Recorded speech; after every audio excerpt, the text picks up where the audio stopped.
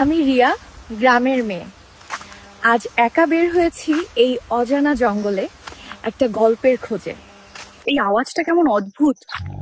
ওহ, কেউ যেন লুকিয়ে আছে গাছের আড়ালে। এই পায়ের ছাপগুলো খুব বড়, মনে হয় কোনো হিংস্র প্রাণী এখান দিয়ে গেছে। কেউ যেন আমার নাম ধরে ডাকলো, কিন্তু এখানে তো আমি একা।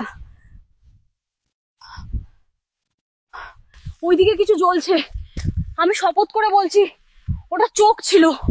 আমার খুব ভয় হচ্ছে। ওই গর্জনটা শুনছো? ওটা আমার খুব কাছেই আছে গো। ও খুব কিছু একটা নড়তেছে। আমি দৌড়াবো নাকি দাঁড়াবো না কিছুই বুঝতে পারছি না। এক্ষুনি আমাকে পালাতে হবে, না হলে বাঁচার কোনো উপায় নাই। বেঁচে থাকলে আবার আসবো। আরে বাপরে, আমি তো পড়ে গেলাম। কিছুটা ব্যথা পেয়েছি, কিন্তু ব্যাগটা মনে হয় ছিঁড়ে গেছে।